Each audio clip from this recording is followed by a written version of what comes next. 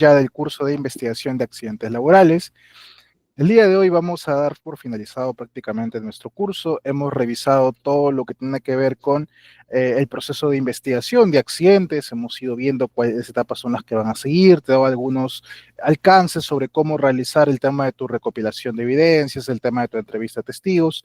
Todo ello, recordemos, con la finalidad de hacer una buena investigación de accidentes, que me permita identificar cuáles fueron los motivos, las causas de un accidente y de esta manera trabajar en su respectiva corrección o en su respectiva mejora. Bien, entonces, justamente en nuestra última clase, que fue hace 2 días, en el cual desarrollábamos un caso completo y te ponía todas las etapas en práctica y llegamos incluso a la parte de establecer el plan de acción, mencionábamos mucho el tema de acción correctiva y lo diferenciaba, al menos yo, respecto a lo que es una corrección. Una corrección y una acción correctiva son cosas muy distintas, son diferentes entre sí. Pueden estar relacionados, pueden ir juntos, pueden trabajar de la mano, uno complementa al otro, pero en síntesis son dos cosas diferentes. Una corrección es una acción que yo tomo para eliminar una no conformidad. Te lo ponía de esa forma en el caso del accidente, por ejemplo. Oye, este accidente ocurre porque el técnico, al no tener una linterna para poder iluminar la zona de trabajo en la cual está laborando, entonces él lo que hace es sacar un encendedor, o el supervisor en este caso, saca un encendedor y por eso ocurre el accidente. Entonces, si él hubiera tenido la linterna, nada hubiera pasado. Muy bien, ¿qué vamos a hacer? Compren linternas. Y ya está, lo corregí. Aparentemente, lo que yo había encontrado era que el personal se accidentó por no tener la linterna. Para yo evitar que esto vuelva a ocurrir, le compro una linterna. Solucioné algo en parte. He tomado una corrección. Como decirte, oye, acá ha habido un problema de una persona que se ha caído de desnivel porque en esta escalera estaba medio floja y entonces se ha caído. Como estaba medio floja, le ha perdido el equilibrio y se ha caído. Corrección, ajusten esa escalera, cambien la escalera y ya está. Con eso simplemente he tomado correcciones, ¿de acuerdo? Dame un momento, por favor.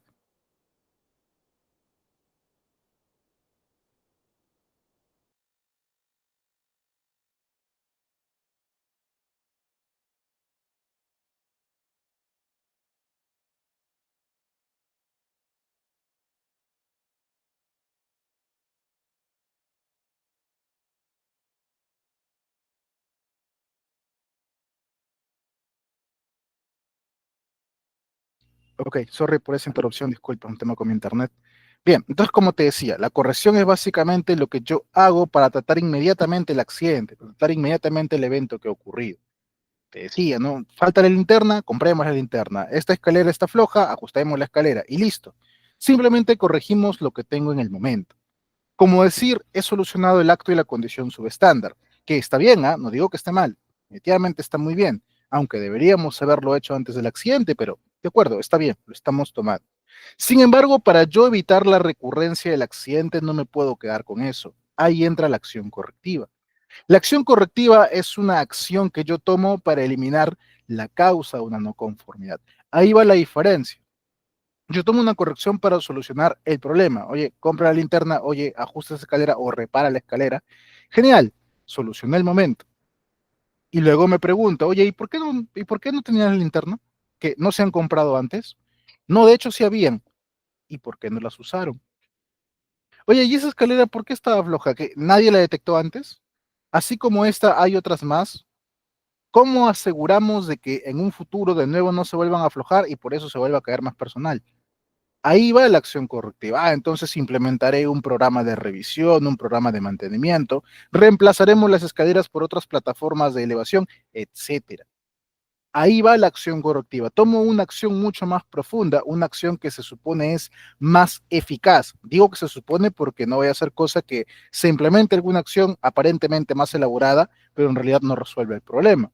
Si ese fuera el caso, entonces tu acción no va a ser eficaz. Hablaremos de eso ahorita en un ratito. Esa es la diferencia entonces. Yo tomo una corrección para solucionar algo inmediatamente, algo de momento. Y la acción correctiva va a algo más profundo, va directamente a trabajar sobre la causa del accidente. ¿Que pueden realizarse juntas? Claro que sí, puedo hacerlas a la vez. Es más, puedo tomar la corrección primero, puedo hacerlo incluso durante la ocurrencia del accidente, durante, perdón, el proceso de investigación. Eh, inmediatamente, ¿no? Como para contener el problema que se tenga, ¿no? Tomo una corrección de forma inmediata y luego tomaré la acción correctiva. Puedo tener de ambas, sino que lo importante de esto es que diferenciemos cuál es la corrección y cuál es la acción correctiva. Yo puedo tomar correcciones, sí, pero no puedo quedarme solo con las correcciones. Tengo que llegar también a esa acción correctiva. Si no, pues mi investigación no va a ser del todo eficaz. Puede haber más de una causa para una no conformidad. Esto desde un punto de vista de sistema de gestión, y lo habíamos visto al aplicar la investigación de accidentes, que nosotros revelamos una red de causalidad. Causalidad y no casualidad. ¿Ah? Yo digo causalidad porque se supone que estamos descubriendo causas, diferentes razones. Hablamos de casualidad, causalidad, casualidad, cuando decimos que el evento ha ocurrido por una simple casualidad, simplemente. O sea, fue algo casual, algo que no esperábamos, algo que ocurrió de repente nada más, en el cual no se había el respectivo control porque era un evento fortuito, que generalmente sucede eso, evento fortuito. Esa es la diferencia. Entonces, yo descubro mi red de causalidad para ver todas esas causas y encontraré entonces que el accidente ocurrió por más de un motivo entre mis causas básicas y mis distintas fallas de control, o de repente una única falla de control, pero encontraré diferencias. Bien, entonces voy a encontrar diferentes cosas que tengo que empezar a mejorar con acciones correctivas. La acción correctiva se toma para prevenir que vuelva a producirse. Si yo, bueno, ocurrió el accidente, identifiqué las causas, yo tomo una acción correctiva, tomo esta acción profunda para evitar, para prevenir que en el futuro se vuelvan a producir más accidentes, porque el accidente ya me ocurrió. De hecho, yo estoy actuando en reacción a ese accidente en búsqueda aún de prevención de más accidentes, pero al fin y al cabo estoy actuando de forma reactiva. En cambio, si yo quisiera hacerlo antes de que me ocurriera el accidente, todavía no me ocurrió, pero yo lo detecté en una supervisión, en una auditoría, en una inspección inopinada, etcétera, entonces ahí se va a llamar acción de mejora. Esa es la diferencia entre corrección, acción correctiva y acción de mejora. Si no me ha pasado todavía el accidente, entonces estoy tomando una mejora justamente para evitar que ocurra ese accidente. Sea cual sea el caso, la finalidad es la misma, buscamos prevención. Siempre vamos a buscar el tema de la prevención. ¿Listo? Cuando yo genere una acción correctiva, tengo que tomar en cuenta el siguiente esquema, ¿no? ¿Cómo se desarrolla o cómo es que lo llevo a generar? Ocurre el accidente pasa, por el motivo que sea. Vamos a suponer que el accidente se debió a que un trabajador estaba haciendo, se me ocurre, poda de árboles por tema de distancias de seguridad con líneas energizadas. Están haciendo poda y ocurre de repente una caída, ¿no? Una caída de una rama sobre un trabajador. Digamos que ocurre eso. Después de ocurrir el accidente, recordemos un poquito las etapas, damos una atención inmediata al accidentado, se le dan los primeros auxilios, lo llevas al centro médico, más o menos te haces una idea de por qué ocurre el accidente, entonces tú haces una corrección sobre el hallazgo, porque en ese momento, todavía sin hacer la investigación, te empiezas a preguntar, oye, ¿por qué se cayó esto? ¿Por qué cayó justo debajo de él? ¿Él estaba mal ubicado? ¿O hicimos una mala maniobra? ¿Cortamos donde no debía cortar? La actividad en sí es muy riesgosa y deberíamos hacerlo de otra forma. Entonces, en base a eso, yo voy a tomar una corrección, una acción inmediata para evitar exponer a más trabajadores. Si determino que la actividad es muy riesgosa, mis controles no han sido suficientes, entonces de momento tendría yo que parar la actividad, nadie debería hacer la poda hasta ver cómo lo vamos a controlar. Si el tema ocurrió porque, no sé, digamos, el corte se hizo con un machete de repente y se lastimó con el machete, entonces, ¿sabes qué? La corrección sería que no se use el machete.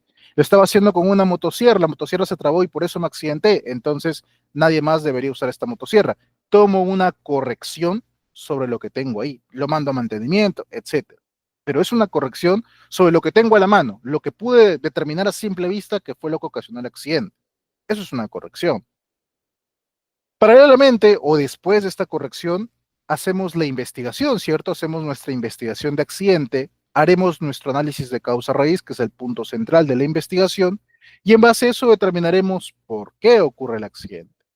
Y una vez que yo determiné por qué, ahí es donde empiezo a atacar con mis acciones correctivas. Tengo ya el por qué, tengo el motivo, tengo la razón, entonces recién implemento mis acciones correctivas.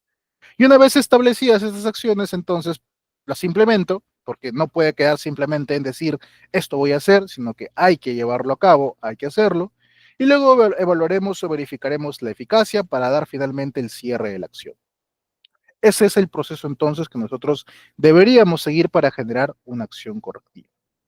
Luego viene entonces nuestra etapa 5, que es la verificación de la efectividad de las acciones. Vamos nosotros a controlar la aplicación de las medidas correctivas que hemos planteado en la investigación. Recordemos que en el informe hemos detallado cómo ocurrió el accidente, hemos hecho el análisis de causa, hemos planteado un plan de acción, hemos dicho, mira, para evitar que esto vuelva a presentarse, vamos a hacer tales cosas, que se supone son mis acciones correctivas. Y una vez hecho esto, ahora hay que llevarlas a cabo. No puede quedar solo en el informe, hay que cumplirlas, hay que aplicarlas. Y una vez que yo las apliqué, tengo que empezar a comprobar si efectivamente la acción que yo propuse, que aparentemente era la solución a mi problema, ahora sí va a ser efectiva, ahora sí va a evitar que ocurra el accidente. Es coherente con mi propósito, está alcanzando lo que quiero alcanzar, básicamente. También verificaré si se hizo conforme yo lo había estipulado, en el plazo, controla evidentemente el riesgo, todo eso lo hablamos en esta etapa. Cuando tú implementes tus acciones correctivas, tienes que considerar algunos aspectos. En primer lugar, tu acción correctiva tiene que ser coherente con lo que has identificado en tu análisis de causa raíz. No puede ser que de repente tu plan de acción simplemente tenga que ver con capacitar al personal, difundir procedimiento, etcétera, y de repente dentro de tus causas has encontrado que el problema es que el equipamiento no era el apropiado o que faltaba equipamiento. Entonces, ¿qué sentido tendría que yo en mi plan de acción coloque cosas como capacitar, procedimiento, si mi problema es de equipamiento? Por más que yo capacite o por más que yo difunda a mis trabajadores, si no tienen cómo hacerlo, no lo van a hacer, porque sería ilógico, ¿no? ¿De dónde van a sacar ellos el equipamiento que necesitan? Tiene que ir entonces de forma coherente. Lo que yo identifiqué en mi causa raíz tiene que verse reflejado en la mejora, en la acción correctiva. No pueden ir peleados, no puede ir uno por un lado y luego el otro por otro. Tienen que ser coherentes. Mis acciones tenemos que garantizar que las acciones van dirigidas a mejorar el proceso, más que solamente a revisar el procedimiento. Si tú me vas a colocar que el procedimiento fue el incorrecto, que puede ser una causa de tu accidente, entonces, cuando tú me pongas a actualizar procedimiento, todo eso, no simplemente consistirá en que agarres el documento, le cambies la versión, por ahí me coloques un sinónimo, alguna palabra, o le agregues una imagen, o le agregues un párrafo más y dices, ya está, ya actualizamos, ya cumplí. La idea es que si yo digo que mi proceso está mal o mi procedimiento está mal, más que el procedimiento, la forma de hacerlo aparentemente estuvo mal, lo que yo tengo que cambiar es la forma de trabajar, no solo el documento. Porque es muy sencillo decir, ah, mira, el procedimiento falló acá, entonces actualiza el procedimiento. Actualizar el procedimiento puede cualquiera, porque simplemente es cambiarle la fecha. Y digo, ya está, ya actualicé el procedimiento. Y lo vuelvo a difundir, aparentemente ya cumplí. Si no hago una revisión, digo, ya cumplí. Pero no consiste en eso. Entonces se entiende que si yo encuentro que algo está mal, tengo que mejorarlo. No solo en el documento, sino en la forma de trabajar. Te ponía el tema de poda, se cae esta rama. ¿Por qué le cae él? Porque lo están haciendo con escalera. Ah, listo. Entonces, ¿sabes qué? De aquí en adelante no vas a trabajar con escalera, lo trabajarás con una grúa, con una plataforma elevadora, con un brazo articulado. Cambié no solo el procedimiento, he cambiado el proceso, la forma de trabajarlo. Yo entiendo que esto no en todos los casos sea posible, por tema de recursos, por tema de responsabilidades, por tema de factibilidad, por tema de viabilidad económica, por tema de cultura de seguridad, etcétera. Te puedo entender. Pero dentro de lo posible hay que lograrlo. Así sea con implementaciones pequeñas, así sea de forma paulatina, así sea no implementando recursos, pero cambiando la forma de hacerlo. ¿Sabes qué? Se cayó porque él estaba debajo directamente. Entonces, ¿sabes qué? Ubícalo en otro lado, que se establezca que que él se pone en otro lado. ¿Sabes qué? Aquí él se cayó porque de repente necesitaba la grúa, pero ya otra cosa sería que tengamos dos ayudantes más que con unas sogas puedan dirigirlo o uno que ayude ahí. Ok, pero cambia la forma de trabajarlo para que la actividad sea más segura, para que la actividad efectivamente controle el riesgo. ¿Bien? Que no vaya únicamente dirigido a las personas, la famosa concientización. Muy probablemente cada vez que hay un informe, siempre se encuentra reinducción al personal, capacitar al personal, sensibilizar al personal, fomentar la concientización, etc. Y claro, estas acciones suenan muy bien porque también son más sencillas de aplicar. Yo digo, ok, el trabajador lo capacito y listo, ya cumplí mi acción correctiva, ya estoy cumpliendo mi informe de investigación. Pero no se va solamente en eso, porque no me basta simplemente con capacitar al trabajador, o en todo caso, y como veíamos el primer tema, la coherencia con mi causa raíz, no creo que mi identificación haya concluido que el problema fue solamente de formación del trabajador. Salvo que lo hayas identificado así, bueno, podría ser. Pero igual, tus acciones deberían ir más allá que solamente el trabajador. No puedes colocar solamente capacitar al personal. En todo caso, si tu causa raíz fue por tema de formación de personal y realmente necesitas que tu acción sea sobre capacitación, pero hazla más efectiva. En lugar de poner solo capacitar al personal, coloca contratar los servicios de un externo con competencias que capacita al personal. Hazlo más dura, hazlo más efectiva. No hagas unas acciones simplemente tan simples que cualquiera dentro de la empresa las puede implementar rápido, porque la idea, más que implementar rápido, es implementar de forma efectiva. Si no, el accidente te va a seguir ocurriendo. O al menos no aquí, pero te pasará en otro lado. Vas a volver a tener un accidente. Y esa no es la idea. No puedes entonces simplemente quedarte con capacitar al personal. Hay más cosas que se pueden hacer. Que sea factible su realización, tanto en tiempo como en recursos. Vamos, tenemos que ser coherentes. Uno quisiera implementar muchas cosas en temas de seguridad. Estoy seguro que sí, yo también quisiera. Pero también hay que evaluar si efectivamente es posible de hacer.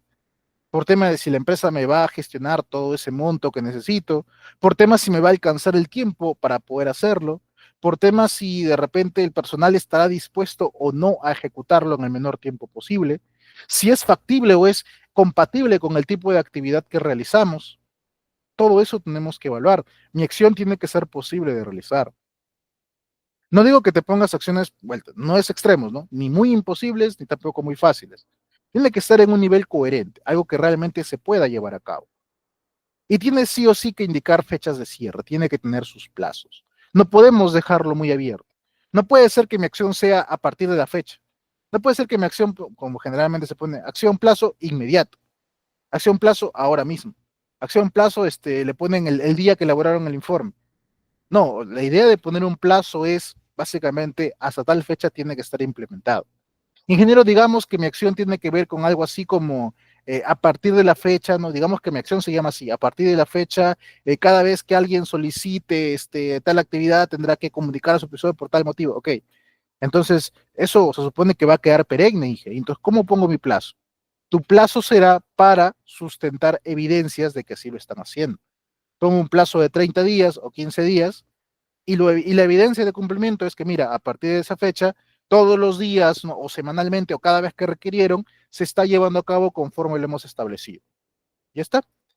Sí o sí tiene que haber un plazo, tiene que haber una fecha de cierre de la acción para poder evaluar si efectivamente o no la acción ha sido efectiva o no. La acción funcionó o no. La acción se llevó a cabo o no. Para saber cuándo se llevó a cabo, no va a ser cosa que esperen a último día para recién empezar a hacerlo. Tiene que estar esto debidamente controlado. Bien. Eh, También tengan en cuenta, estimados, sobre todo con esta parte de la coherencia, mucho cuidado, como les decía, el tema de que realmente coincidan, que realmente se correspondan la acción que estás colocando con la causa raíz que has identificado.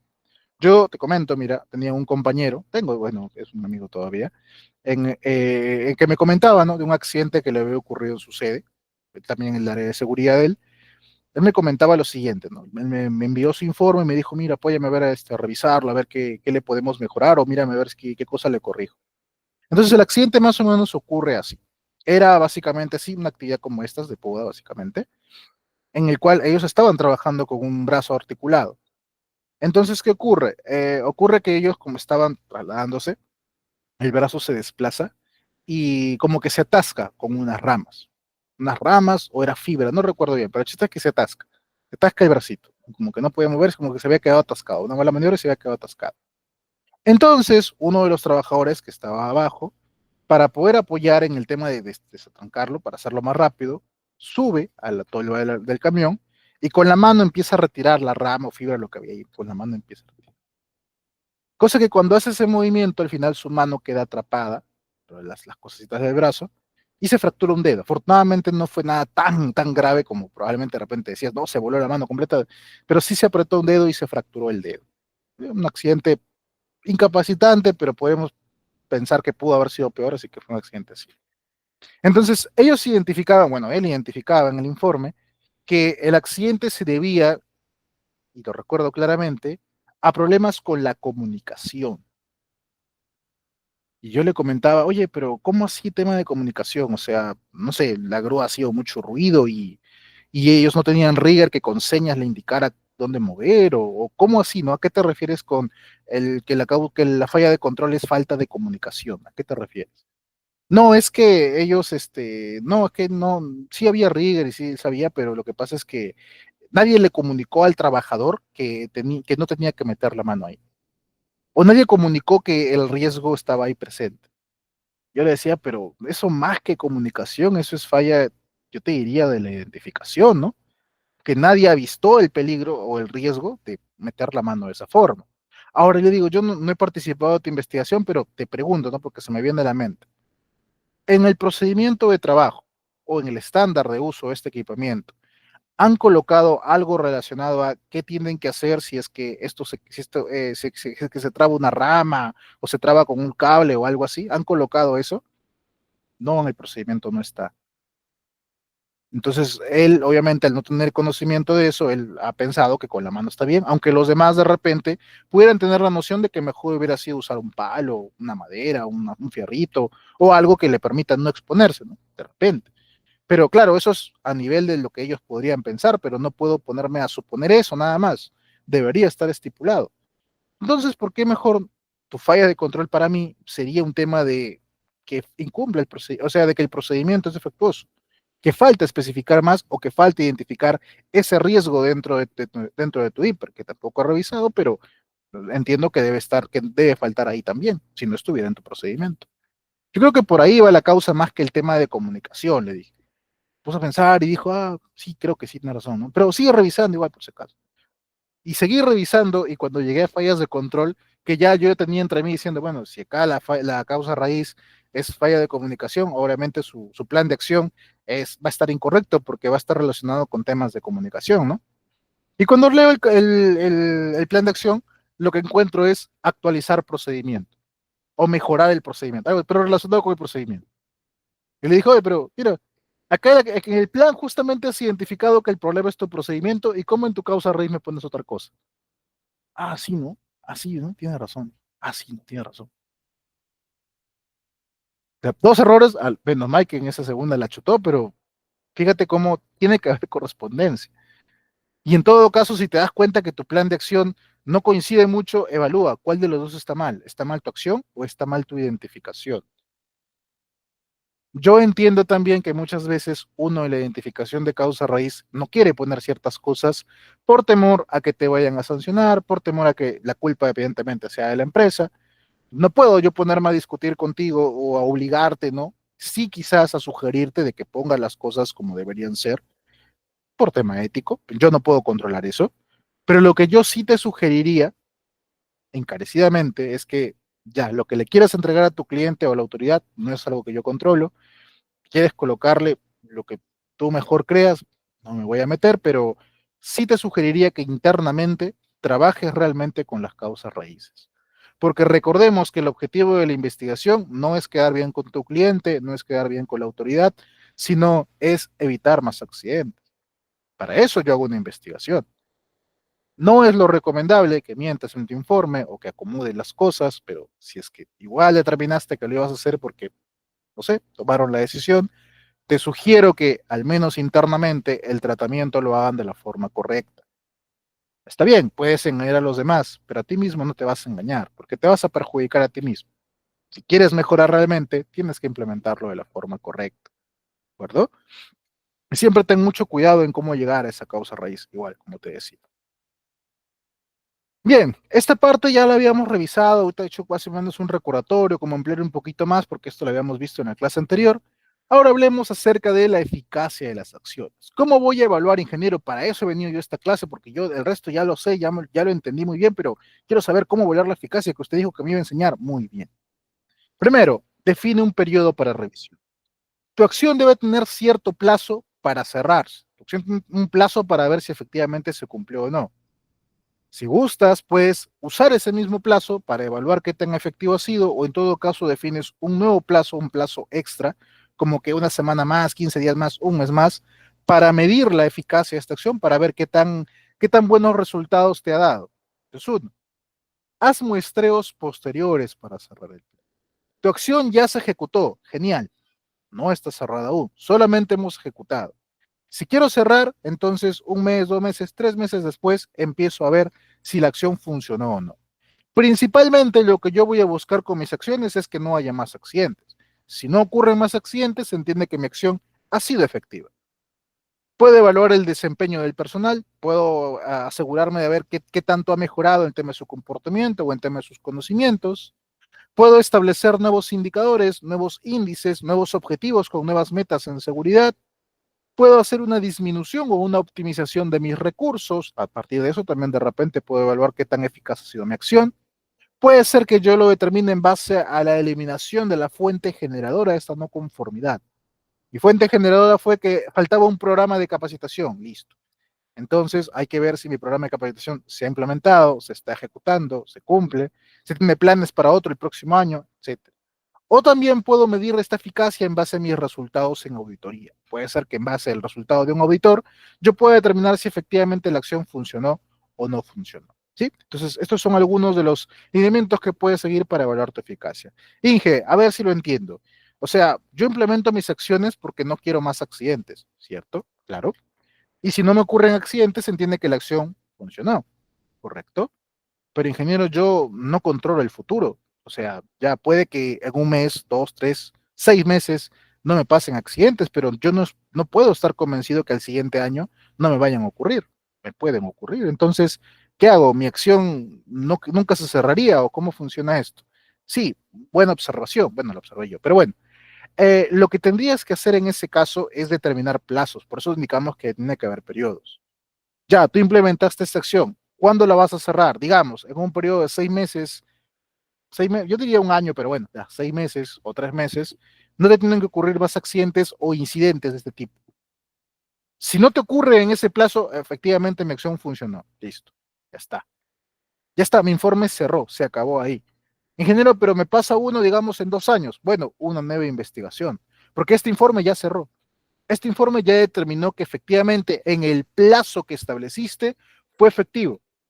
Y se entendería o se supone que, que los planes de acción que determinaste en ese momento son controles ya de la empresa que deberían estar ahí. Y si volvió a ocurrir, algo ha pasado. Alguien se pasó por encima de los controles o alguien de repente olvidó implementarlos o qué pasó. Por eso también comentaba en una de las sesiones que para yo hacer mi investigación como parte de mis registros, la P de papel, revisaré también investigaciones previas para ver si de repente ha habido un accidente similar a lo que me ocurrió y a ver qué fue lo que pasó ahí y cuál es la diferencia con lo de ahora, por qué volvió a ocurrir. También sirve para eso. Entonces, lo importante es que tú determines plazos, periodos de cierre, 6 meses, un año, lo que tú gustes, pero que se cierre a cierto cabo, para que puedas cerrar tu registro también. Vamos a verlo nuevamente con un ejemplo. Sí, le debemos acabar temprano, muchachos, no se preocupen. Vamos a suponer que tenemos un accidente por una caída a distinto nivel de trabajador. Y mi objetivo, digamos que ya hice mi investigación, ya determiné mi causa raíz, listo. Mi objetivo será evitar accidentes por caída de desnivel en los próximos 3 meses. Listo, ese es mi objetivo, es lo que me quiero plantear. Esto, aclaro de una vez, esto de la eficacia no va en tu informe. Esto es algo como interno, como algo adicional que tú usas para evaluar qué tan efectivo ha sido. Nada más, no es que esto tenga que ir en el informe. Entonces revisamos. Digamos que estas fueron mis 3 acciones correctivas que yo determiné. Primero, íbamos a realizar la adquisición de equipos de detección de detención de caídas e implementar a todo el personal. Aquí está su responsable, el responsable de adquisiciones de compras. Aquí está mi plazo, hasta mayo, y aquí está su estado, que ya se hizo. Muy bien. Aquí hay otra, capacitar al personal en trabajos en altura y el uso del equipo de detención de caídas. El responsable es el provisionista, aquí está su plazo y ya se realizó. Muy bien. Actualizar la hiper y el procedimiento de trabajo en altura. Aquí está el responsable, aquí está su plazo y ya se realizó. Listo. Inge, ya me di mi eficacia. No, espera, aquí solamente hemos visto cuál era la acción y si se ejecutó o no se ejecutó, nada más. Entonces, procedo a revisar, a ver ese estado. Veo la primera acción, quiero adquirir nuevos equipos de detención de caídas. Muy bien, ¿para qué? ¿Qué quiero hacer con esto? ¿Cuál es la meta para determinar si mi acción ha funcionado o no? ¿Sabes qué? Yo quiero implementar a las tres cuartas partes de mis trabajadores con su equipo de detención de caídas para esta fecha. Eso es lo que yo quiero alcanzar con esto. Muy bien. Entonces, reviso la implementación. Se realizó la adquisición del equipo, se compró el equipamiento, se hizo en compras de tres grupos y se obtuvo que ahora el 80% del personal ha implementado. Ah, genial. Entonces, la acción se ha implementado. Perfecto. ¿Qué debo seguir haciendo? ¿No? ¿Qué más voy a hacer? De repente ahí nada más lo dejo. Hay que continuar hasta completar su 100% y en adelante cada nuevo tendrá que tener su equipo de atención de caídas todititos. Listo. Entonces compruebo que esta acción ha cumplido con el plazo. Mi acción aparentemente es eficaz. Siguiente, capacitar al personal en trabajo en altura y uso del equipo de atención de caída. Muy bien. ¿Qué quiero alcanzar con esto? Voy a evaluar el personal y obtendré un promedio de 18 de repente. Lo voy a capacitar, lo voy a tomar una prueba y todos tienen que sacar en promedio 18. Muy bien. Implementación. Se ha brindado la capacitación, se evaluó, se obtuvo 19 de promedio. Genial, se hizo. ¿Qué hay que seguir haciendo? Realizar la reducción al personal que quedó debajo del promedio, haciendo énfasis en los puntos fallados. Actualizar la hiper. ¿Qué quiero hacer con esto? Reducir mis observaciones en campo respecto al trabajo en altura en un 90%. Se cuenta con la matriz, se realizan inspecciones. Espera, hay una reducción del 70% de las observaciones. Pero mi meta era 90, no lo he cumplido. Ajá, ¿qué habrá que hacer? Continuar, volver a realizar la inspección hasta alcanzar la meta que se ha establecido. Entonces, de esta manera voy haciendo el seguimiento de mis acciones. Voy viendo si efectivamente se están o no implementando y de esta manera determinaré pues si mi acción será o no efectiva. Las dos primeras, por ejemplo, determinó que mis acciones han sido efectivas, se cumplieron y alcanzaron sus metas. Está, mi acción funcionó. Y se entiende también que en conjunto no he tenido más accidentes, ¿no? Se entiende. Esta de acá no ha sido efectiva. ¿Qué hago? Continúo con ella. Continúo, en todo caso, evalúo si esta fue o no la causa por la cual ha ocurrido el accidente. De repente puede que este no haya sido el motivo, de repente fue por otro. Porque puede pasar, ¿ah? Puede ser que tu identificación haya fallado en algo. No hace mucho a nosotros nos pasó un accidente incapacitante por una caída de desnivel también. Hacíamos la investigación, hacíamos el análisis de causa, determináramos algunos actos subestándares, como el tema de no usar correctamente el arnés. De hecho, usarlo, pero no anclarse al momento del descenso. Y al momento de hacer la evaluación veíamos que condiciones no había muchas que identificar. Actos, bueno, el tema del trabajador.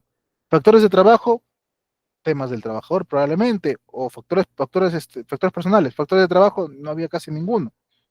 Y cuando concluíamos a la causa raíz, entre todo lo que estaba viendo la comisión, determinaban el tema de falta de capacitación, por ejemplo, al trabajador, ¿no? Pero durante la investigación nosotros encontramos que difusiones había habido un montón. Se les había capacitado, habían recibido entrenamiento, habían recibido reinducciones, habían sido difundidos con el procedimiento, etcétera. Lo único, por así decirlo, es que habían recibido el año anterior un entrenamiento especializado con un externo, que más o menos, digamos, ocurrió en junio y de ahí al siguiente junio aún no se había hecho y había pasado un poco más de un año. Pero igual, o sea, la capacitación se había dado igual de forma interna y teníamos evidencias de que siempre se estaba dando. Entonces, por ahí la comisión empezó a evaluar y dijo, mira, tal vez el tema de capacitación no es el problema, porque si tú le preguntas a los demás, muy probablemente todos te van a decir que sí saben cómo se hace. Es más, entrevistando al testigo se le preguntó y él, muy apenado, decía, ingeniero, fue mi responsabilidad, fue mi culpa. Yo sabía que tenía que hacerlo y no lo hice. Discúlpeme. Discúlpeme. No sé qué va a pasar conmigo, pero discúlpeme, ¿no? Afortunadamente él no le pasó nada con tanta gravedad, ¿no? Sí, por ahí tuvo sus lesiones y todavía está en descanso, pero no fue tanta gravedad. Y él reconocía que él sabía que tenía que hacerlo, pero no lo hizo. Entonces, en vista de eso, y en vista de que hay evidencias de capacitación, mi causa raíz no podía ser capacitación. Porque si yo determino que mi siguiente acción va a ser capacitar al personal, es darle más de lo que ya tiene. Y no va a evitar el accidente, porque el problema no era la capacitación. Y dije, entonces, ¿cuál era el problema? El problema era que ellos, aún sabiéndolo, no lo estaban haciendo. Y ahí que podemos concluir que el problema probablemente sea por una falta de costumbre o una falta de motivación en el trabajador por hacerlo bien. De repente él estaba muy apurado, de repente él, no sé, no se sentía cómodo usando el arnés, se le olvidó en ese momento por algún motivo externo, pero entonces darle más capacitación no iba a solucionar nada. ¿Qué se concluyó? Que hay que aumentar el tema de la supervisión, que hay que aumentar el tema de la recurrencia de las inspecciones para asegurarte que el personal se acostumbre a hacerlo. Porque el tema de que el trabajador lo haga o no lo haga es un tema de costumbre. Y para que él se acostumbre a hacerlo, tiene que repetir la acción. Te lo pongo de esta manera. Digamos que tienes tu hijo pequeño. Yo tengo mi hijo pequeño. Él hace un año, 2 años, cuando empezó a escribir, él me escribía los números y las letras al revés. O sea, él tenía la idea de cómo lo hacía, lo podía leer de alguna forma, pero lo escribía al revés. Entonces, ¿yo qué hice en una primera instancia? Aparte de enojarme, le ponía libros o le ponía textos y le decía, mira, así se escribe, mira, así se escribe, mira, míralo, así se escribe. Yo mismo lo escribía y le decía, míralo, así se escribe. Pero por más que yo le hacía esto, él en un primer momento empezaba más o menos a hacerlo y luego la siguiente semana otra vez volvía a lo mismo. Pero yo ya le enseñé y yo me seguía molestando porque ya le enseñé. Pero ¿cuál es el detalle? Que tengo que hacer que él lo haga. En la recurrencia de que él lo haga, mientras él más lo escriba, mientras él más lo practique, más se le va a quedar. Porque en el tema de comportamiento, en el tema de acción, más se queda no por lo que tú sabes, sino por lo que tú haces. La recurrencia de la actitud positiva, perdón, del comportamiento positivo, el comportamiento seguro, es lo que va a hacer que lo hagan de forma correcta y se les quede como hábito. Ellos inconscientemente lo harán de forma segura. A mí me ponían, por ejemplo, el caso de trabajadores en el tema de transporte, cuando tienen que usar el cinturón, que de repente no están acostumbrados a usar el cinturón, pero tú les insistes todos los días a que se lo pongan, que a veces ya de forma inconsciente simplemente se sentaron, empiezan a ver sus cosas e inconscientemente se colocaron el cinturón, porque ya les quedó como hábito. Igual que generan el hábito de llenar una charla 5 minutos, igual que se genera un hábito de revisar tu móvil antes de salir, etcétera.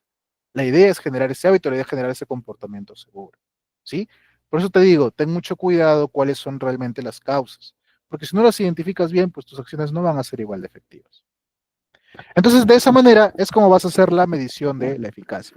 Ingeniero, qué fácil, usted ha puesto un ejemplo que seguramente se adapta a lo que usted tiene. A ver, hágalo con el de la clase anterior. Muy bien, tomemos el de la clase anterior. Teníamos 4 acciones, ¿te acuerdas? 2 ejecutadas, una que no se hizo y una que estaba en proceso. Teníamos que actualizar el programa de capacitaciones y considerar relacionados al procedimiento de trabajo. Teníamos que hacer la retroalimentación al personal y ver el desarrollo, los pasos a seguir antes del desarrollo de la actividad.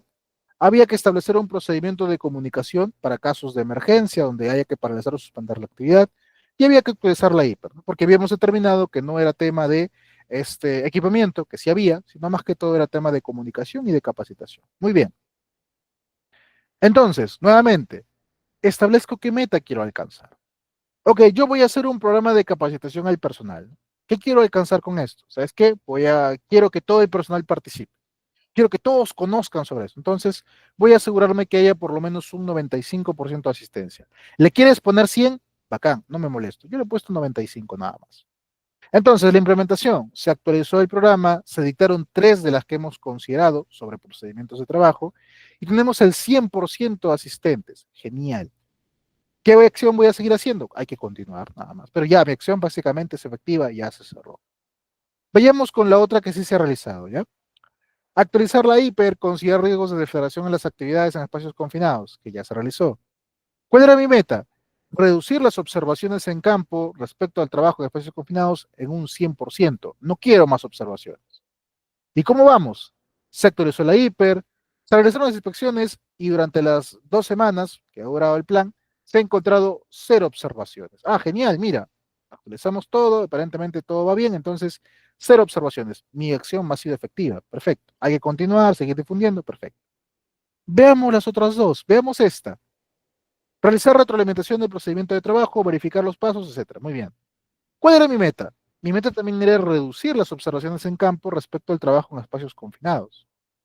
¿Cómo voy con esto? Se han realizado reuniones con el área de operaciones para revisar el procedimiento, pero todavía no acabamos.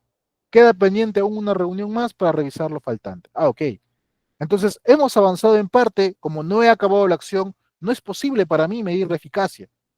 Pero ingeniero, esta ya la hicimos abajo, claro, la hicimos abajo en base a otro criterio, pero la de acá todavía no está. Es más, si quiere ser todavía más extremo, podríamos decir que ninguna de estas está y todavía están pendientes las dos. Pero aquí al menos yo todavía no puedo evaluar eficacia porque la acción todavía no está lista. Está a medios. Cuando acabe, recién podré medir. ¿Qué debo hacer entonces? Seguir, llevar a cabo esa reunión que me falta y empezar con la difusión del procedimiento. Y pondré un nuevo plazo en todo caso. Vemos la que no está, el procedimiento de comunicaciones. ¿Qué quería alcanzar yo con esto? Ya que mi meta, ya que ahora lo que yo quiero hacer es un procedimiento de comunicación, me gustaría recibir comunicaciones del parte del personal sobre actos y condiciones subestándares, por lo menos unas 10. ¿Cómo vamos con la implementación? No se ha hecho la actividad. Ah, no se ha hecho. ¿Qué pasó, no? ¿Cuál fue el problema? Eso sería motivo de un análisis más profundo, ¿no? ¿Por qué no se hizo? ¿Qué les ha faltado? ¿Qué recursos necesitan? ¿Se va a hacer o no se va a hacer la acción al final? Y si no se va a hacer, ¿por qué? Y si sí se va a hacer muy bien, ¿cuándo? Hay que encontrar por qué no se hizo.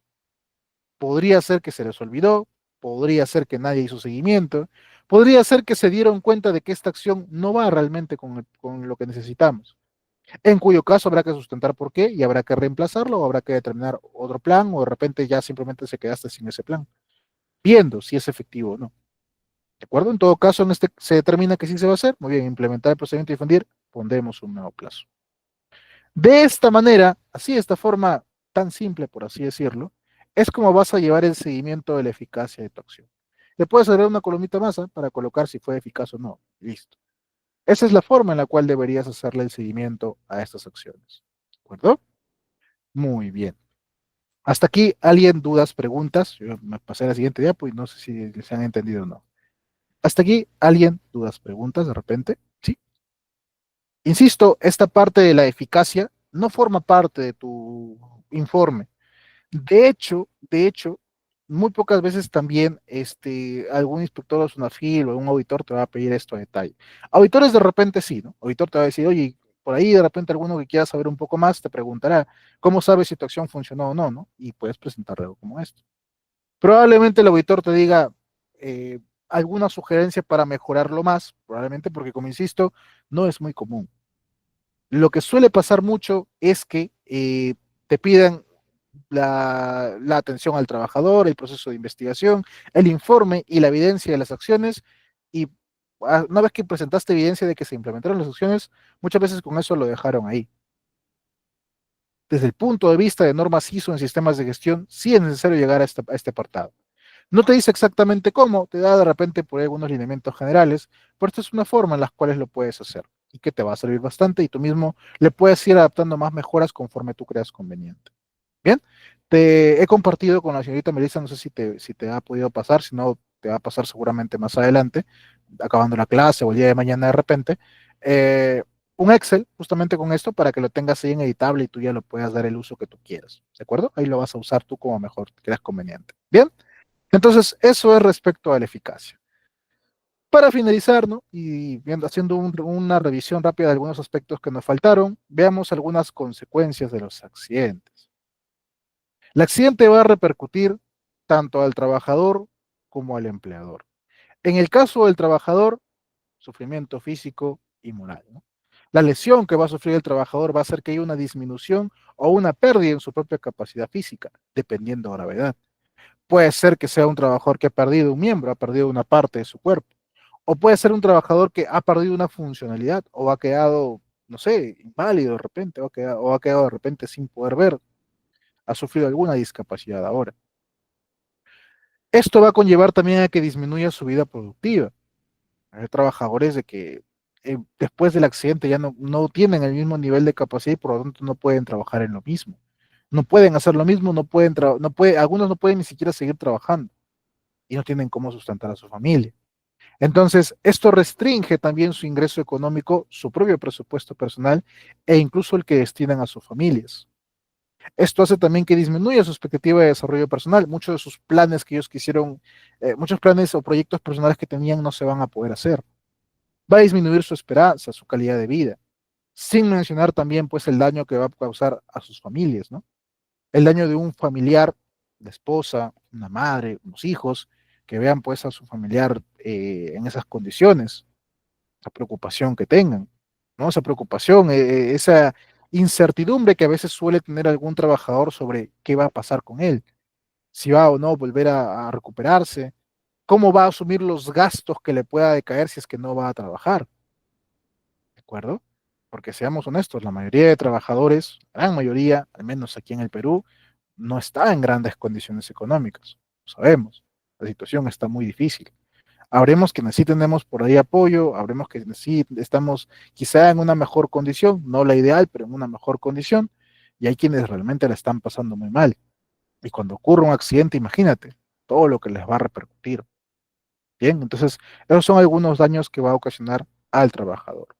En el caso del empleador, la empresa, la principal consecuencia que va a sufrir va a ser respecto a un costo directo, que va a involucrarse tanto en el tema de eh, las indemnizaciones, las aportaciones al seguro, al seguro, a la aseguradora, el costo por la recuperación del trabajador, etcétera, que sería como un costo directo.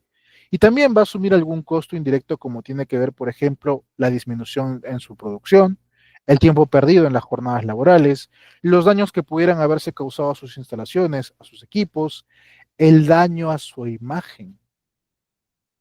Porque dependiendo si el accidente se llega a conocer, sale por los medios, tu imagen va a ser mal percibida. Los clientes no te van a percibir de buena manera. Una aseguradora cuando quiera tasarte no te va a conseguir de la misma forma. Repercute también significativamente en esto. E incluso puede dañar, lo habíamos visto en una de las primeras clases, cómo te perciben tus trabajadores, qué tan comprometidos siguen estando contigo. Afecta entonces también a la empresa. El tema de costos de accidente es bastante variable, sí, porque el costo que va a asumir una empresa por accidente va a depender de muchos factores y lo puedes calcular de diferentes maneras.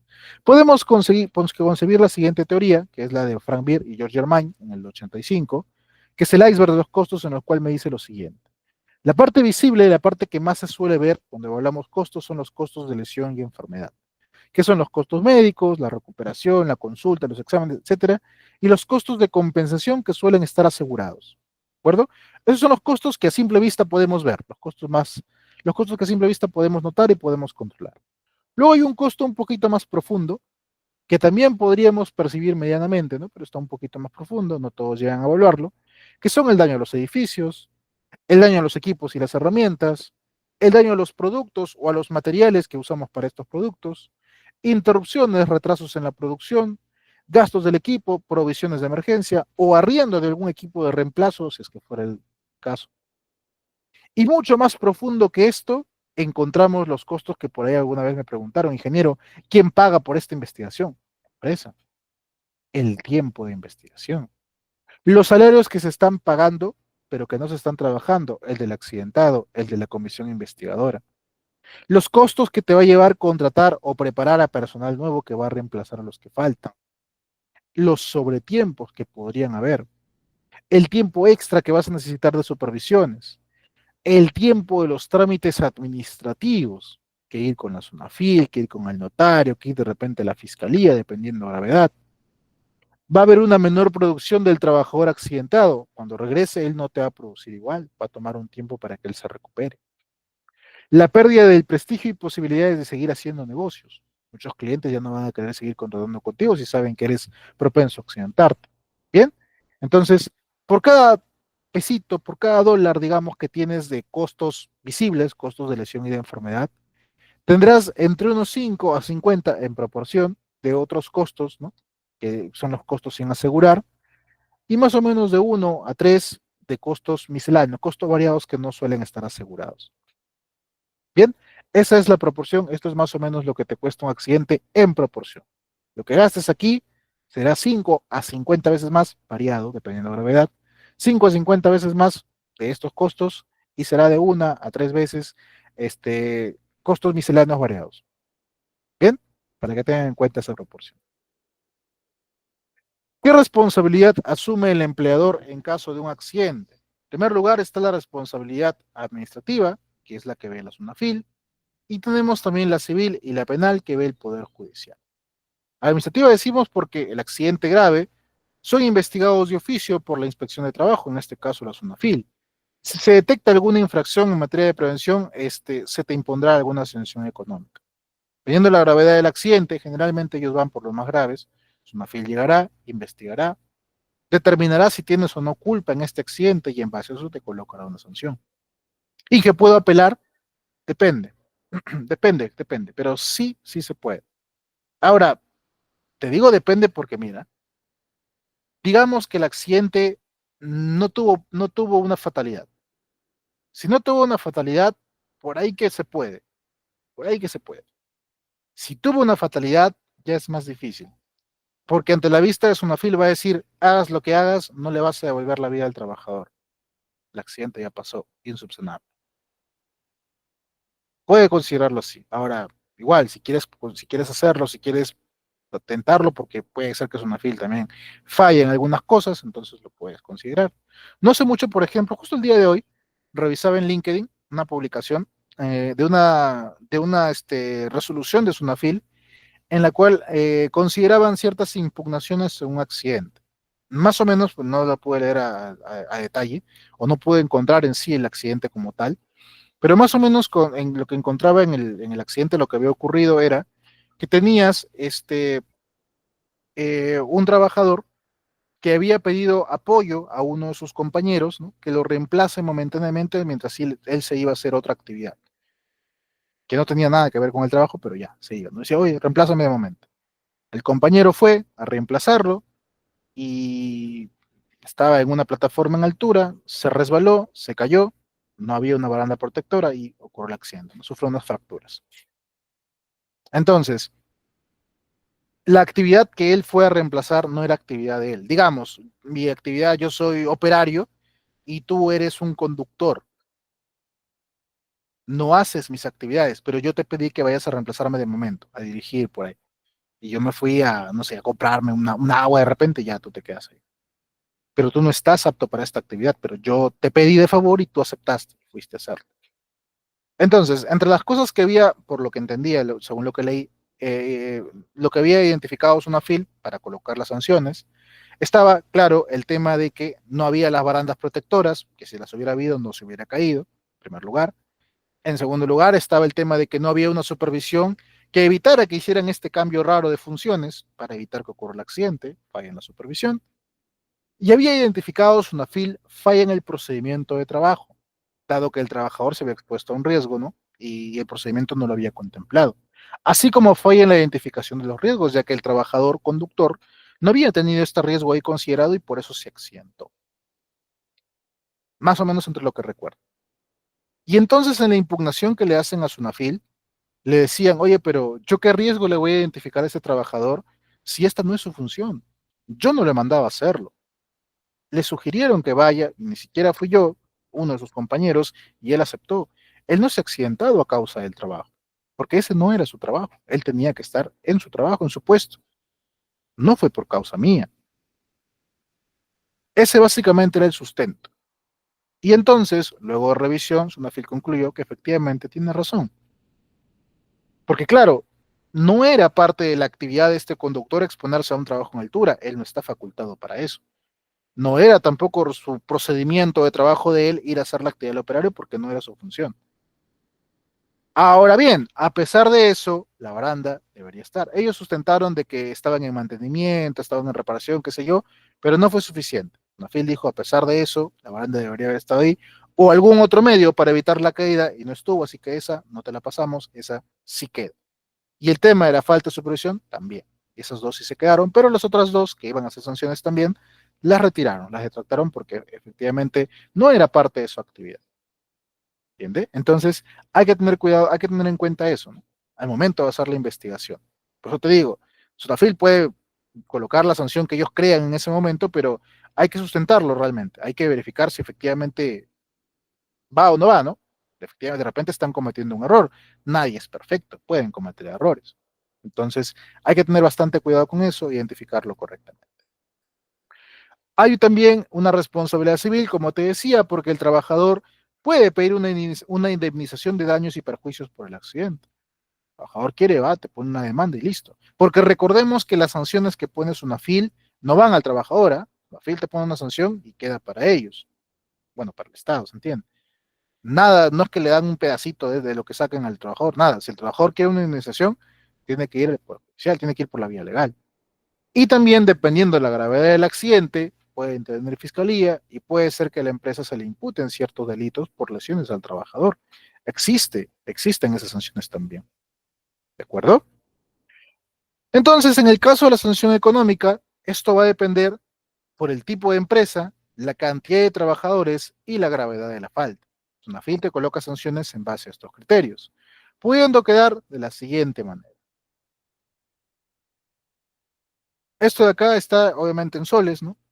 Está calculado ya en soles. Fíjate entonces la cantidad de monto que podría generarte. Ahora, en el caso que te puse, por ejemplo, si no me equivoco, la empresa estaba en las infracciones graves y si no me equivoco, el monto total era de 57.000 soles, creo, de sanción, de los cuales entiendo que iban descontando dos graves y supongo que habrá reducido pues a unos 30 o 20.000, unos 30 o 20.000 soles por lo menos en rango deben haber reducido la sanción. Sí, si la empresa fuera más grande, puede llegar incluso hasta los 400.000 soles de multa o más todavía, porque te colocan más de una, pues, ¿no? Falló tu hiper, listo, una. Falló tu procedimiento, una. Fallaste tú en tus controles, una. No hay comité, una. Y así te van sumando, una. Y te van sumando más. Creo que sumaban de 10 en 10, creo. Le pusieron graves y probablemente sea de 51 a 60. Más o menos por aquí va a estar el rango. Y entonces eso te lo van a colocar de esa forma. Ahora dije, ¿cómo sé si mi infracción es leve, grave o muy grave?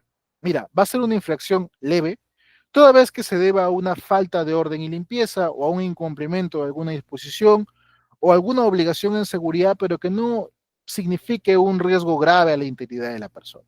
Digamos, había papeles tirados en el suelo que podía hacer que alguien se tropiece. Infracción leve. ¿Sabes qué? Aquí había un tacho que no tenía su tapa. Pongamos, infracción leve.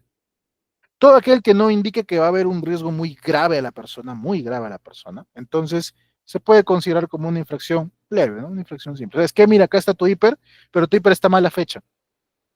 La fecha no es correcta, ¿no? O aquí han fallado en la redacción. O sea, es que el hiper lo has impreso en una hoja 4 y se ve muy chiquito, casi no se lee. Pero está, ¿no? Pero no, leve, infracción leve, porque no se lee.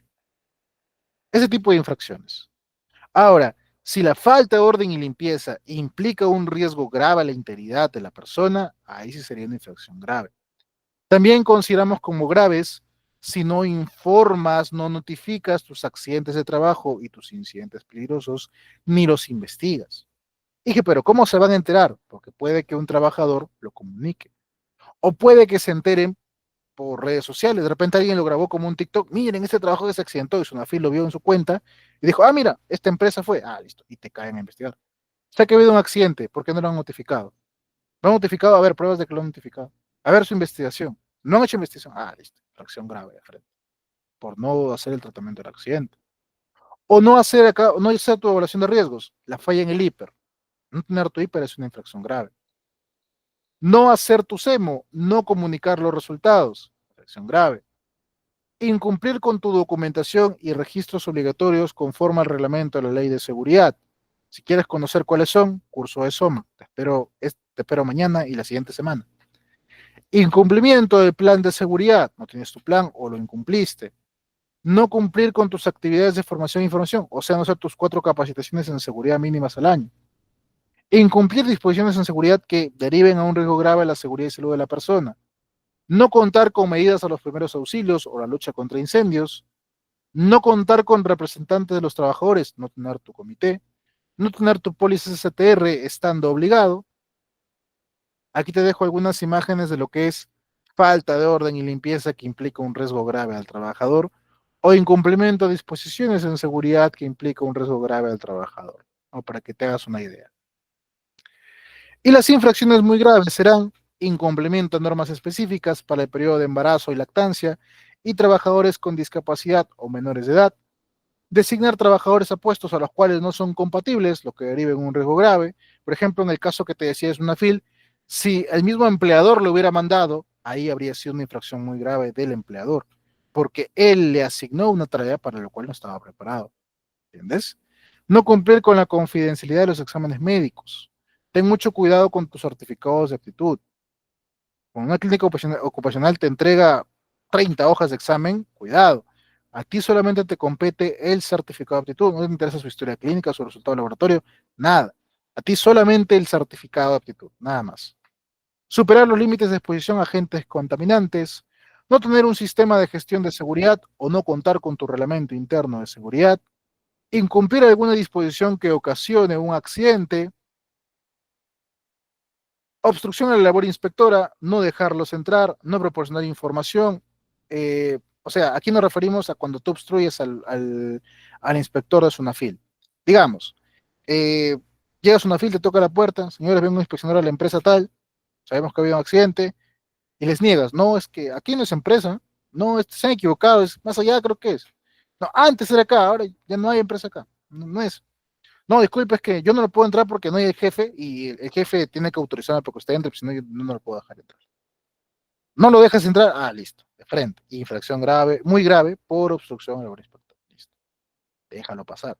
Que se identifique, claro, ¿no? Identifícate, es una fila, listo, ya, que pase. Pero un momento, por favor, vamos a llamar que venga el jefe, ¿no? O alguien que lo venga a atender. Bien. De momento, por favor, que me traigan el hiper, me traigan el acta de instalación de comité, me traigan el mapa de riesgo, me traigan la política. No, disculpe, yo no le puedo dar esa información porque esa es información privada de la empresa, disculpe, ¿no? No me vas a dar, ya, listo.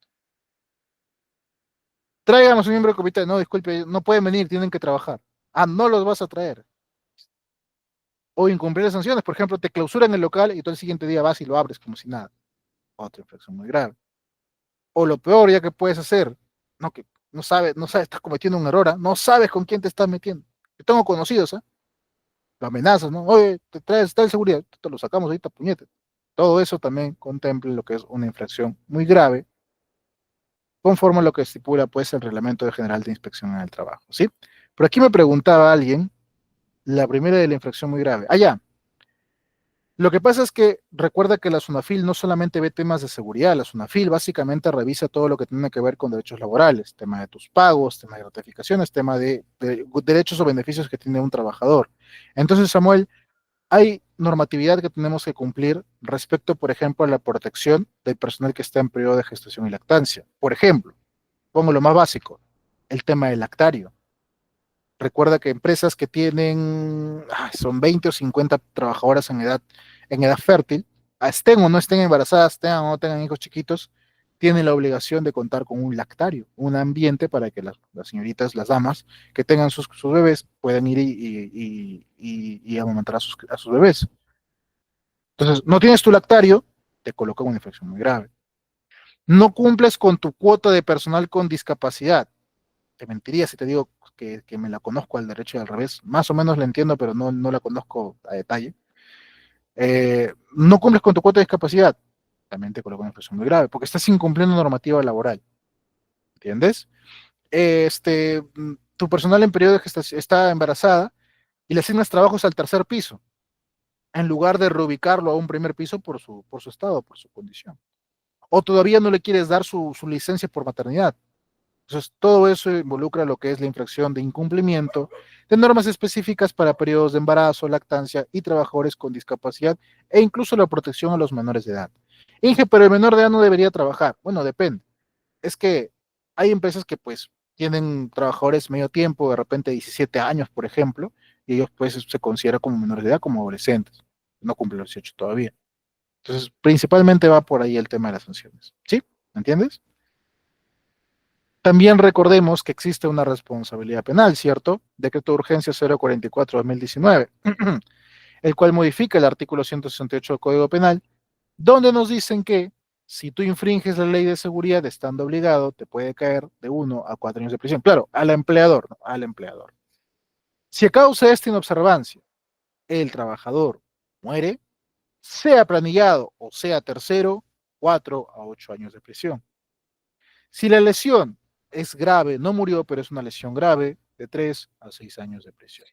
Y el año pasado sentenciaron justamente a un empleador por la muerte de un trabajador, por no tener implementado su hiper, sus políticas, su mapa de riesgos, verificar el tema de las maquinarias que se usan para asegurarte de que no estén defectuosas, etc. Entonces, no esperemos llegar a esos extremos. Muchos empleadores se preocupan bastante por seguridad cuando les ocurre el accidente. Les ocurre y ahí recién se preocupan. Uy, tenemos esto y hemos implementado esto. Háganlo de una vez rápido, porque pueden verse ellos perjudicados por el tema de una sanción penal. ¿De acuerdo? Incluso empleadores que cumplen con la ley de seguridad y que implementan en seguridad también les preocupa, porque una mala interpretación o una mala forma de hacer la gestión en seguridad implica que puede haber una sanción para ellos. Yo te comentaba que la primera vez que participé en un accidente fatal en la investigación, no en la gestión preventiva porque no era mi unidad a la cual yo estaba asignado, pero cuando ocurre ese accidente fatal, yo eran mis primeros meses en la empresa, recién tenía, ¿cuántos meses tenía? No, ya tenía cerca de un año, miento, tenía cerca de un año, pero todavía era casi un asistente, que recién estaba empezando a ascender un poquito, y cuando participamos, pues gerencia estaba muy, muy preocupada. Ocurrió justamente en el año 2019, me acuerdo. Y gerencia estaba muy, muy preocupada por lo que les podía pasar, porque había sido un accidente fatal. Se hizo la investigación, se determinó cuáles fueron las causas. Principalmente la causa fue usar un equipo inadecuado y, bueno, o sea, un acto subestándar, básicamente. Y la principal causa fue que el supervisor encargado de la actividad no hizo la gestión apropiada de los recursos. Como por decir, como para levantar una carga, necesitamos esta maquinaria y él no la pidió y prefirió que los trabajadores lo hagan a a pura fuerza, usando el equipo inapropiado y por eso ocurre el accidente. Y entonces cuando ocurrió, eh, todos revisando, ¿no? Todo lo que te comentaba, toda la gestión en seguridad. No, pero a ver, si hay charlas en seguridad, hicieron charlas ese día, a ver las capacitaciones de él, de los que estaban en el grupo, a ver las reuniones que hemos tenido con los supervisores donde han acordado que todos tienen que procurar siempre el tema de prevención antes que cualquier cosa. Porque también eso es un sustento, ¿no? Mira, ¿sabes qué? Como liderazgo del empleador, hemos tenido reuniones y hemos hecho eso, que sí habían reuniones, pero empezaron a buscar las actas, empezaron a buscar las evidencias, empezaron a buscar todo sustento que acredite que efectivamente ellos estaban cumpliendo, que ellos habían cumplido con la ley. Lamentablemente el accidente se dio, pero ellos habían buscado el cumplimiento. Entonces, todo eso empezaron a trabajarlo, todo eso empezaron a gestionarlo. Fue un trabajo bastante arduo, donde el empleador, que yo lo veía a mi jefe, en ese tiempo era mi jefe prácticamente directo, la gerente general, y muy, muy preocupada, muy mortificada por todo lo que podía pasar, ¿no? Por todo lo que significaba. Afortunadamente teníamos sustentos y evidencias de eso, pero aún así, Sunafil llega a poner las sanciones. Una de las que más recuerdo, por el tema del hiper, que teníamos hiper, pero observaron el hiper. Hiper incorrecto. ¿Por qué? Decimos, no, si el hiper está, ¿no? Sentamos que teníamos el hiper, pero una fila acreditada que era. ¿Por qué? Porque en el hiper, recuerdo bien, no habían hecho correctamente la evaluación de riesgo puro con su riesgo residual. Como que habíamos pasado de frente al riesgo residual, o creo que solamente, sí, habíamos pasado de frente al riesgo residual, y no había una evaluación inicial de ese riesgo. O no había la difusión de esta hiper, o una evidencia específica de la difusión de este hiper al personal. Y de hecho no había un hiper propuesto, era un hiper de actividad. Por eso te decía, a veces desconocimiento o mala interpretación de la norma. La gerencia entendía, tenían un hiper, pero este hiper no estaba del todo bien. Y como no estaba del todo bien, y Sunafil concluyó que por no buena identificación de riesgos ocurrió el accidente fatal, le colocaron una infracción muy grave de frente, porque el accidente ocurrió. Igual con tema de procedimiento. No, en procedimiento no has contemplado en los controles este tema que pasó, ¿no? La causa del accidente. Entonces, tu procedimiento está mal. Otra infracción. Muy grave también de frente. Todos les zampó muy graves a Toyota, muy graves. Como cuatro o cinco, me acuerdo. Y ninguna se pudo impugnar por mala interpretación de la normativa. ¿De acuerdo? Entonces, no lleguemos a esos extremos. Siempre asegúrate el tema de prevención. La normatividad está a tu alcance, estimado. Yo sé que de repente se puede pasar pesado, ingeniero, yo no quiero leer todo eso. Mira, lo más te recomiendo son estos cursos, en los cuales alguien más ya hizo la lectura por ti y te lo trae, ¿no? Las cosas más resaltantes que debes saber. O en todo caso, sabes una cosa que mucho te recomiendo, es que te unas a LinkedIn y en tu cuenta de LinkedIn sigue las cuentas de ciertos profesionales que comparten documentación sobre esto. Hay algunos que suben pequeños paneles o imágenes relacionados con resumen de la normativa de lo que te piden, y ya con eso te va generando una idea. Ya con eso te dan referencia de dónde buscar y ya lo ves más a detalle y puedes entenderlo correctamente cómo hacerlo. Hay muchos que lo hacen, ¿ah? Es básicamente como un Facebook, un Instagram, pero más profesional, ¿no? Porque ahí encuentras pues cosas que tienen que ver con el tema de trabajo. Es más, en LinkedIn los perfiles del Ministerio de Trabajo, de la SUNAFIL, y ellos suelen publicar o postear sobre el tema de charlas gratuitas que van a dar, sobre manuales, por ejemplo, manual de la IPER, manual para investigación de accidentes, para conformación de comité, van y lo comparten. E incluso si hay nuevas resoluciones que ya han determinado recientemente o nuevos cambios en la normativa, también te comunican por ahí. Te avisan, ¿no? Se comunica que hay el siguiente nuevo, y ya tú lo revisas, lo buscas en el perono y lo revisas, lo ves a detalle. Todo aquello que te sirva como para que estés un poquito más enterado de estas cosas, te va a servir bastante. Así sea para que le des un vistazo rápido al tema de conocimiento. Bien, y bueno, por mi parte, entonces, eso ha sido todo en lo que respecta al curso de investigación de accidentes. Espero que todo este tiempo que hayamos estado compartiendo todos estos temas, pues te haya gustado, hayas podido entenderlo. La verdad, de corazón, yo deseo que nunca lo tengas que aplicar, la verdad. Quizás para un incidente, quizá para un incidente peligroso, bueno, a lo mucho un accidente leve, pero de todo corazón deseo que lo hayas entendido, lo hayas aprendido, pero que nunca lo tengas que usar. Y si te tocó usarlo, espero que lo hagas de la forma correcta, siguiendo las recomendaciones que se te dio. Y si tú mismo puedes encontrar nuevas formas de hacerlo, nuevas recomendaciones, incluso encuentras cosas que van en contra de lo que yo te he dicho, pero te parece que funcionan mejor y te dan buenos resultados, excelente. Compártelo más bien con los demás para que los demás también sigamos mejorando justamente en esto de lo que es la prevención. La idea, como siempre les menciono cada vez que tengo un curso, es justamente asegurar una mejor cultura en seguridad, prevención de accidentes principalmente, pues por el bienestar de los demás trabajadores. Y claro, por un tema también de responsabilidad dentro de lo que es la empresa.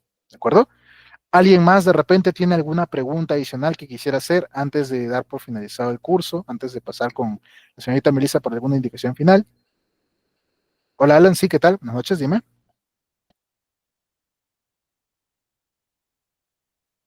Alan, hola, ¿qué tal? ¿Tienes alguna duda o pregunta? Aló, ingeniero. Buenas noches. Sí, ¿qué tal? Dime.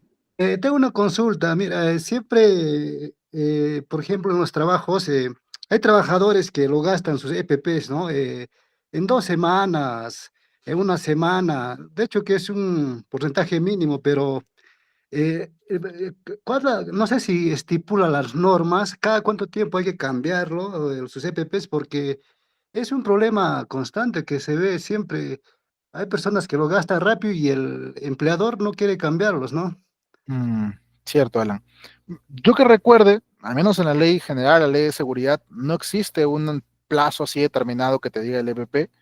Quizá en normativas sectoriales, lo que sí hay, más que el plazo de entrega, es el tema de la inspección. Por ejemplo, si no me equivoco, el reglamento de seguridad y salud en el trabajo del sector construcción indica un encintado de color para ciertas herramientas, dependiendo del mes. Entonces se entiende que cada vez que haces ese encintado es porque te aseguras que la herramienta o el equipo que van a usar está bien, está funcionando, es el correcto. Entonces, no hay, que yo sepa al menos en los sectoriales que yo conozco, no hay uno que te diga la frecuencia de entrega.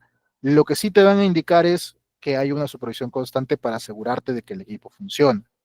Ahora, yo sé que hay trabajadores que el LVP se les gasta muy rápido por varios motivos. Primero, lo usan mal, no le dan buen uso o no lo almacenan de forma correcta, no lo cuidan, como no es suyo, es de la empresa, lo cuidan. Como que también puede ser que ellos no sabían cómo cuidarlo, ¿no? No lo cuidaron porque no les explicaron cómo hacerlo, desconocía, puede ser también. Como que puede ser también que el producto en sí sea deficiente. A veces empresas por abaratar costos te compran de cualquier proveedor al precio más barato, pero a veces no es el apropiado. Y claro, el que cuesta un poquito más te dura un poco más también.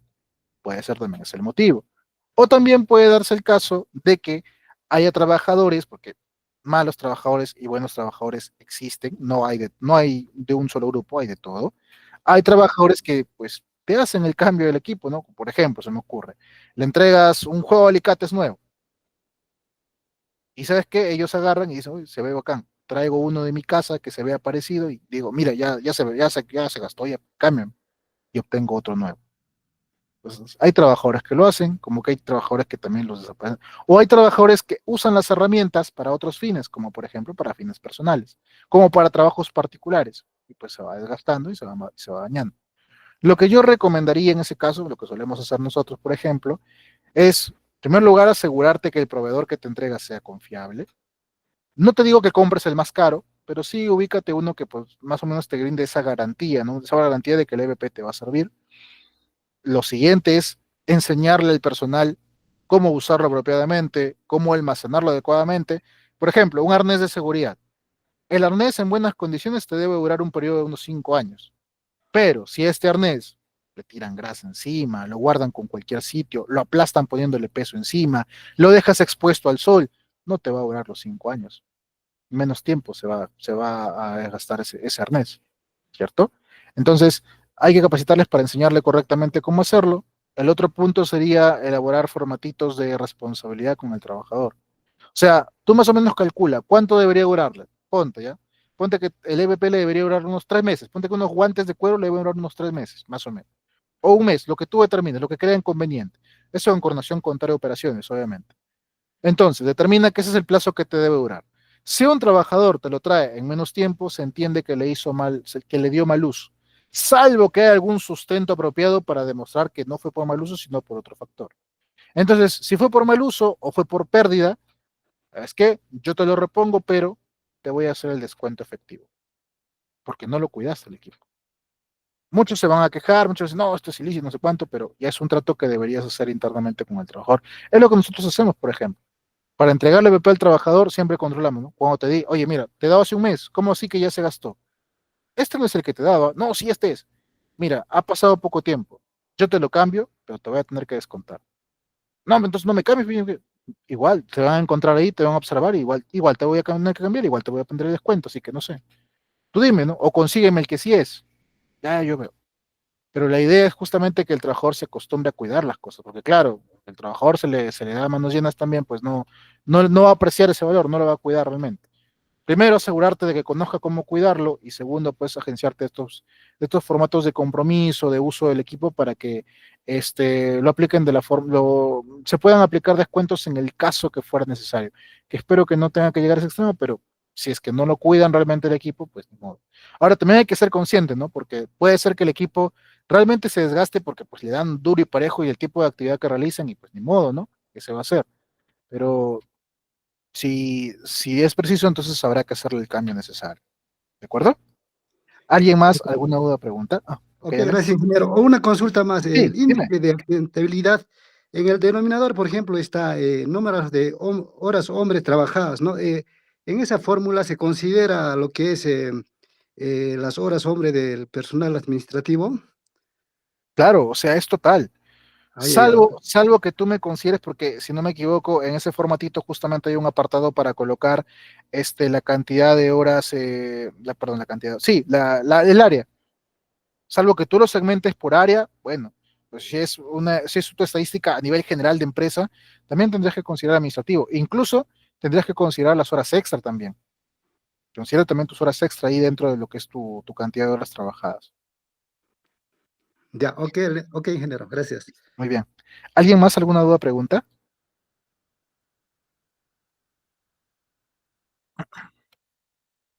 Bien, si no hubiera muchas más preguntas, muchas gracias a ti por tu atención, muchas gracias por haber participado del curso, por haber llegado hasta el final. Espero poder encontrarte en otra oportunidad. De mi parte ha sido todo. Muchas gracias, ha sido un gusto contar contigo. Que tengas buen fin de semana. Nos vemos. Hasta luego y que tengas muy buenas noches.